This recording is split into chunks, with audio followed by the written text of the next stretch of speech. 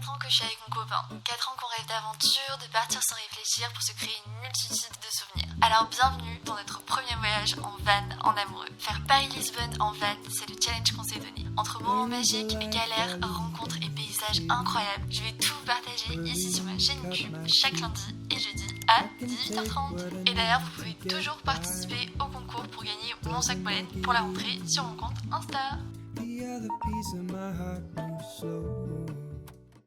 Après être enfin arrivé à notre destination finale à Lisbonne que je vous ai partagé sur mon compte Instagram, je voulais partager avec vous dans cette vidéo les derniers moments de notre voyage, des plus doux aux plus compliqués, pour vous donner un aperçu de la vraie vie en van. Mais d'abord, voyons ensemble la base, aka comment on s'organise au quotidien dans un van.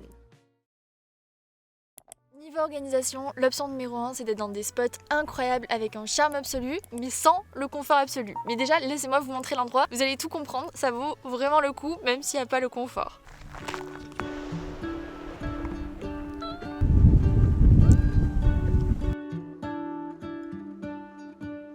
What if the world had more of your smile? What if the wind could spread your love?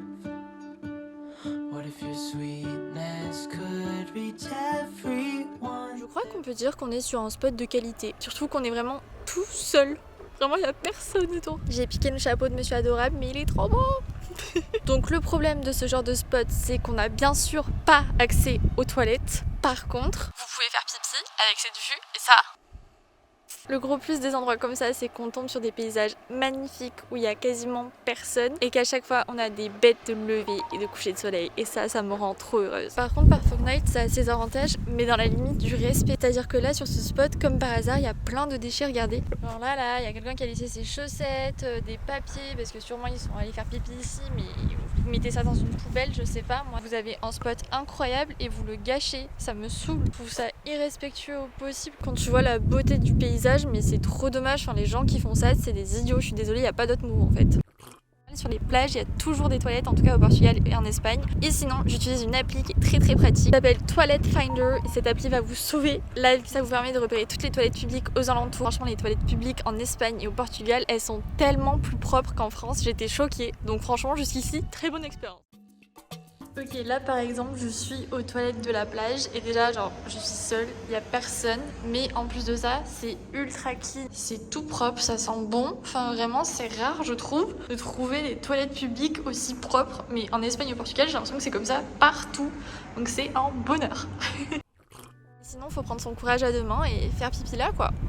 C'est plus d'une semaine qu'on est dans la van life et qu'à chaque fois j'ai trouvé une solution pour faire pipi. Il y a juste 2 fois où je me suis retrouvée à faire pipi dans les buissons, mais du coup j'ai marché super loin et donc il y avait personne. Et j'avoue que dans cette situation là c'était un peu l'angoisse, mais dans toutes les autres situations j'ai trouvé des solutions, je me suis organisée, aller dans des toilettes publiques avant de trouver notre spot, etc. etc. Organisation, j'ai beaucoup de trucs à dire et le maître mot c'est optimisation, c'est-à-dire qu'on va tout optimiser. Et dans le van, moi j'ai un système que j'aime trop, c'est que j'ai un sac, un tote bag pour tout, c'est-à-dire que j'ai mon tote bag. Où est-il? Ça commence mal cette histoire. Normalement ici dans le coffre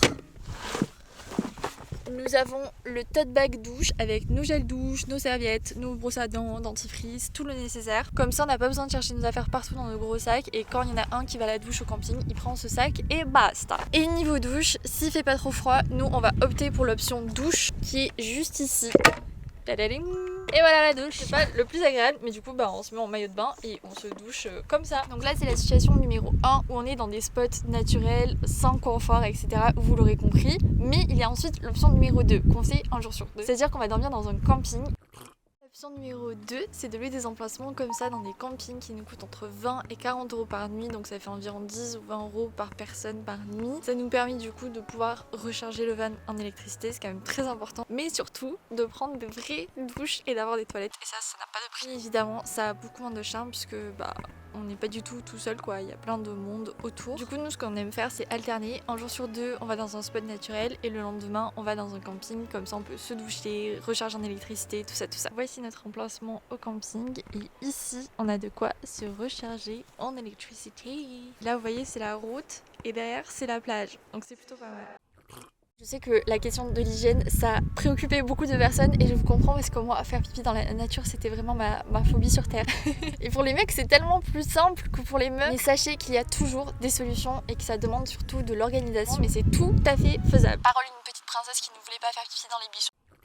Un point important aussi, c'est de ne pas prendre beaucoup de vêtements parce que justement on profite du fait d'aller dans des campings, laver nos vêtements pour les avoir propres le plus souvent possible. Du coup je trouve que ça vaut pas du tout le coup de s'encombrer de vêtements, mais de juste prendre des vêtements pour 5-6 jours et de les laver ensuite dans des campings, etc. C'est tout à fait faisable et c'est beaucoup mieux je trouve parce qu'on est vite encombré dans un van. Et la question qui revenait beaucoup aussi, c'est est-ce qu'on dort bien dans un van? Je peux vous dire au bout d'une semaine que oui, on dort merveilleusement bien, c'est-à-dire que j'ai l'impression que je dors mieux dans un van qu'à l'hôtel. Je sais pas si c'est le fait d'être dans la nature et que du coup c'est beaucoup plus paisible et ressourçant. Surtout qu'on a tout ce qu'il faut pour bien couvrir le van, donc du coup dès qu'il fait jour, nous on voit pas la lumière, c'est comme si on était dans une chambre avec des volets. Oh, la lumière elle est incroyable. Et le dernier point qui est quand même un peu la base d'un van trip, c'est le trajet. Et pour l'organisation des trajets, moi il n'y a rien de mieux que de faire des sauvegardes sur Google Maps. Et en fait je croyais que tout le monde savait ça, mais j'ai découvert que non. Donc si jamais je vous le dis alors que ça se trouve vous le savez déjà. Mais en gros quand vous mettez un lieu sur Google Maps, par exemple là on est dans une ville qui s'appelle Figueira de Foz, je clique sur le spot et je fais enregistrer et je me crée une liste en mode van trip. Et quand on voudra y aller, on aura juste à faire itinéraire et c'est parfait. On va voir le coucher de soleil ? Let's go ! On va voir le coucher de soleil !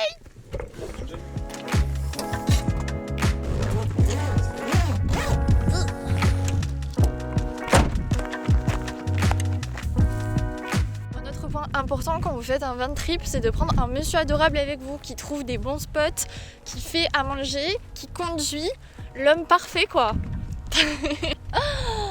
Oh, elle est trop bien là. Ça c'est la vue avec laquelle on cuisine, vous vous rendez compte ou pas?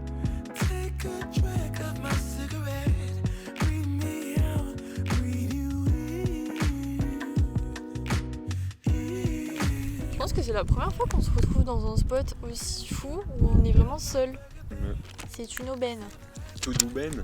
Toute aubaine. Par contre niveau repas on n'a plus trop d'idées là, on mange des wraps depuis 3 jours. Bon appétit.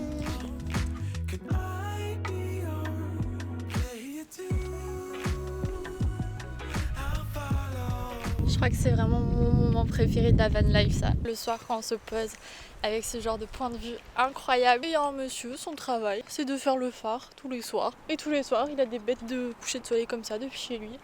Non mais oh, ça va pas là d'avoir une belle vie comme ça, monsieur.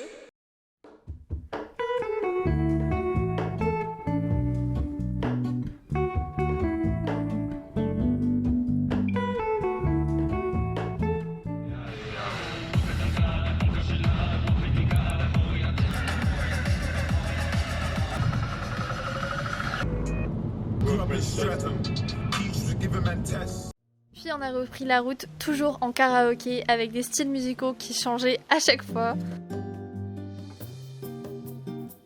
On a trouvé un spot à côté de la mer agitée. Avant que la tempête ne gronde, on a profité pour cuisiner, discuter.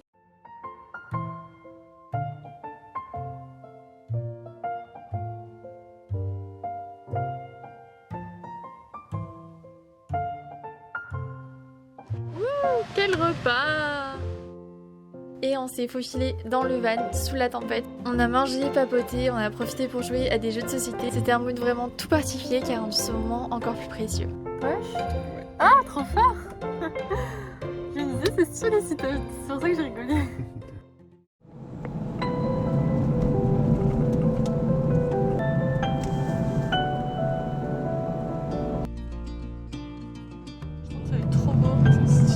On arrive dans notre dernier spot du voyage, c'est trop triste. On est à présent dans le Pays Basque espagnol et là juste sur la route les paysages c'est tellement beau, c'est tellement vert avec la mer au fond. J'ai l'impression qu'on est tombé dans les lieux de tournage de Twilight. Vraiment c'est ça pour moi, regardez.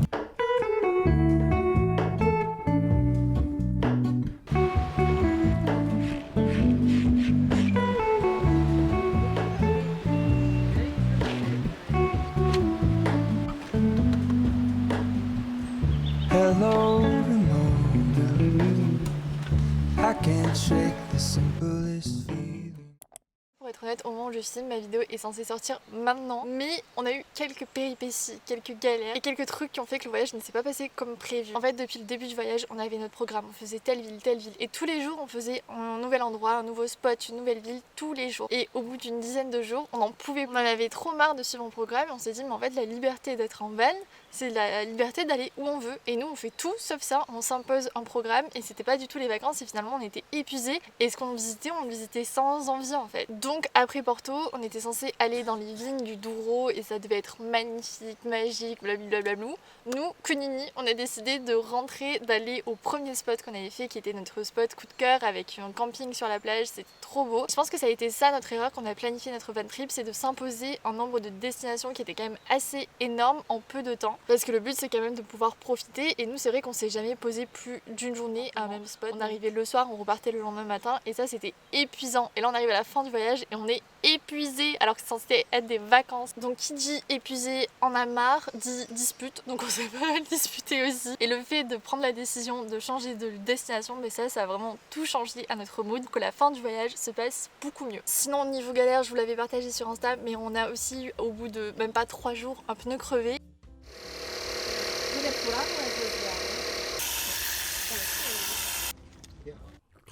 Heureusement, tous les gens du camping nous ont aidés à changer le pneu parce que nous on était vraiment deux petits parigots qui étaient même pas capables de changer le pneu de leur propre camion. Donc heureusement on a été aidés. Je vous ai partagé tous ces péripéties sur Instagram, mais ce que je vous ai pas partagé, c'est qu'ensuite on est allé chez un garagiste au Portugal et il était tellement mignon. Je crois que c'est un de mes plus beaux souvenirs de ce van trip et qui est pourtant improbable et qui n'a pas vraiment de valeur tangible, vous voyez. C'est le fait qu'on a rencontré un garagiste qui nous a fait visiter tout son atelier, toutes les voitures de la Seconde Guerre mondiale qu'il réparait. C'était un vieux papy mais qui avait vraiment des étoiles plein les yeux et c'était un moment magique du voyage qui était imprévu, qui était lié à une galère et comme quoi même dans les galères il y a du positif. Sinon en dernière galère qui est pas vraiment une galère mais c'est que je trouve que dès qu'on va en ville, que ce soit à Porto ou à Lisbonne, être avec un van c'est hyper stressant, surtout quand c'est une location, on a peur de l'abîmer, etc. Donc à chaque fois on a énormément galéré pour trouver les bons parkings qui étaient sécures, etc.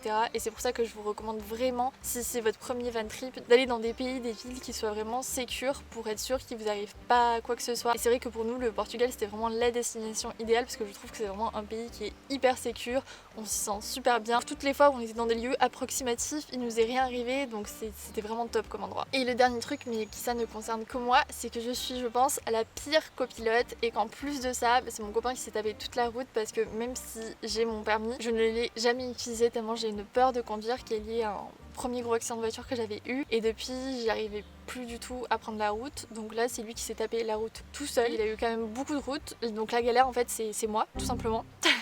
Peut-être que j'en parlerai dans une prochaine vidéo parce que sur Instagram je l'ai un peu mentionné et tout le monde m'a dit oh, est-ce que tu pourras en parler parce que moi aussi j'ai vraiment la peur de conduire, etc. J'essaierai de vous en parler prochainement. C'était une galère avec laquelle on partait déjà dès le départ, c'est-à-dire moi-même.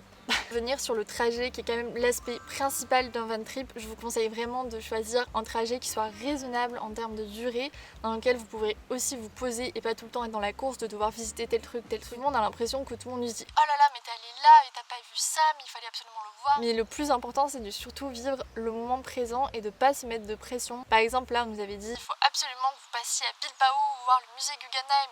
On y est allé, on n'a pas aimé le musée Guggenheim, pas du tout. Et sinon bien sûr la dernière chose dont je devais absolument vous parler, bien sûr le budget. Donc il faut savoir que pour le type de van qu'on a loué via Vanway, je vous ai tout expliqué dans le van tour, c'est pas du tout une collab. En fin de saison, on a payé 1500 € à deux pour un peu plus de 2 semaines. Donc ça faisait à peu près 750 € pour 2 semaines chacun, sachant qu'avec le travail, mon copain a des réductions en plus, donc c'était ultra rentable pour une aussi longue durée. Mais à cela, il faut aussi ajouter les emplacements, les logements, etc. Comme je vous l'ai expliqué, nous on a alterné entre deux types de spots, les spots naturels via l'application Par Fortnite où là on paye 0 Kunini et les campings pas chers au Portugal et en Espagne qui sont entre 20 et 40 € par nuit, donc divisé par deux, moi je trouve que c'est ok. Mais ensuite à ça bien sûr il faut ajouter l'essence et nous on a eu pour un peu plus de 200 € chacun pour la totalité du voyage, sachant qu'on est parti depuis Biarritz jusqu'à Lisbonne. Il y a plein de personnes qui m'ont dit dans ma première vidéo que je mentais, qu'on n'avait pas fait Paris-Lisbonne. On a bien fait Paris-Lisbonne parce qu'on est quand même parti de vers Paris jusqu'à Biarritz en van, mais avec le van des parents de mon copain. C'était pas exactement avec ce van, mais on a quand même fait 10 heures de route aussi, donc je les compte parce que j'y suis ouvert. Mais voilà, on en a eu pour environ 200 € chacun pour 3500 km, sachant que quand même l'essence était un peu moins chère en Espagne et au Portugal. Bien sûr, on a aussi essayé d'éviter les autoroutes parce qu'à un moment on a pris l'autoroute au Portugal, on en a eu pour 18 balles. On a roulé même pas 1 heure, on était en mode ok, on va éviter les autoroutes. Et pour les parkings, c'était assez raisonnable. Dans les villages, on s'en sortait pour entre 2 et 5 € pour la journée, donc ça allait largement. Et du coup, ce qui est cool dans le fait d'être en van, c'est que le budget est hyper modulable en fonction des contraintes de chacun, que ce soit en termes de temps, si vous avez besoin absolument de prendre l'autoroute pour aller plus vite, ou alors si vous pouvez vous en passer et du coup prendre plus le temps de conduire. Si vous avez besoin d'aller au camping, que niveau hygiène dans le van, c'est ok, ça dépend de beaucoup de choses. Donc là, je vous parle de notre budget, mais le budget de quelqu'un d'autre en van peut être totalement différent. C'est juste que nous, on a vraiment fait le choix d'alterner un jour sur 2 entre camping et spot naturel pour avoir une hygiène plutôt ok. Enfin, niveau course, ça c'est le truc qu'on a le moins calibré et qui a le plus fait péter notre budget parce que on s'est quand même permis de faire beaucoup de restos parce qu'on avait quand même envie de tester tous les restos typiques d'Espagne, Portugal qui étaient trop bons et pas chers, mais à force tous les jours ça devient un gros budget. Il faut avoir un petit budget nourriture, mais nous franchement on a fait péter le budget nourriture. Et niveau recette, je pense que vous l'avez vu, mais on a alterné entre salade de pâtes, wrap, pâte au pesto, pâte au beurre, trucs comme ça. Mais je pense que c'est primordial de bien calibrer son budget avant de partir parce que ça peut vite monter entre les autoroutes, les parkings, les campings, tout ça. Donc si vous vous êtes déjà fait un budget prévisionnel dans votre tête et que vous arrivez à le respecter comme ça, c'est parfait. Et d'ailleurs, si jamais vous avez déjà testé la van life et que vous avez quelques conseils niveau budget, etc., dites-moi ça en commentaire. Je pense que ça peut aider plusieurs personnes et même moi parce que c'est la première fois que je pars en van, donc j'ai pas la science infuse et je suis sûre que vous aussi vous avez des trop bons conseils à partager. En résumé, pour moi, les 3 choses ultra importantes, c'est déjà de ne pas se mettre de la pression au niveau spot à voir et de vraiment se donner la liberté d'aller où on veut parce que c'est ça la base de la van life, mais aussi de bien calibrer son budget parce que comme je vous l'ai dit, il peut vite être dépassé. Et bien sûr, numéro 3, le plus important, la sécurité. Attention à la route, attention où vous posez la nuit, que ce soit assez sécure, au pays où vous allez, etc. Ça c'est la base. Bon, voilà, je crois que je vous ai tout dit et maintenant je vous propose qu'on passe notre dernière soirée ensemble ici. Pour ce dernier repas de qualité, attention, on change. Cette fois-ci, on a des gnocchis.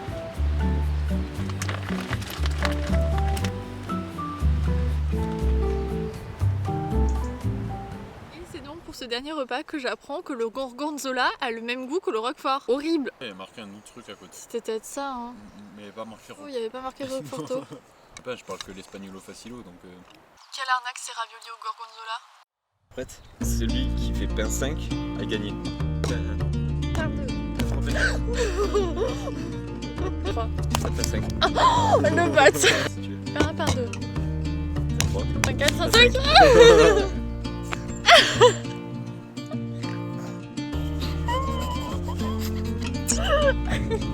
On m'avait pas dit que c'était ça l'amour au bout de 4 ans. Caminhando na vida, sempre chorando por uma nova ferida. C'est trop beau. Mas como até que de mato. C'est quoi ton moment préféré de tout ce van trip? La croisière à Lisbonne. Ouais. C'était trop beau. Le premier lever de soleil qu'on a vu Ah ouais, c'était stylé, à la plage. C'était trop beau. Un moment dans le van. Dans le van? Oui. Quand on a décidé de pas aller dans le Douro parce que ça nous emmerdait et qu'on s'est pas cassé. Et qu'on a fait un karaoké sur la route et qu'on a fait demi-tour, on s'est dit fuck off, on fait ce qu'on veut. Et on est parti, on a fait 10 heures de route. Ouais.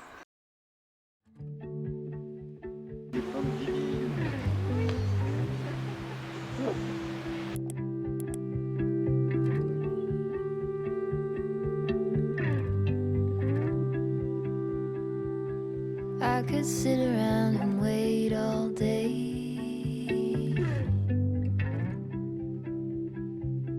You lay easy on my mind. Merci beaucoup d'avoir partagé ces précieux moments en van avec moi. J'espère que cette petite série vous a plu. Prenez soin de vous, croyez en vous et à jeudi pour une toute nouvelle vidéo. Bye.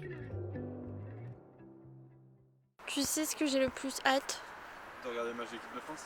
Non. De retrouver Spritz. Comme les fleurs, comme les fleurs, comme les fleurs.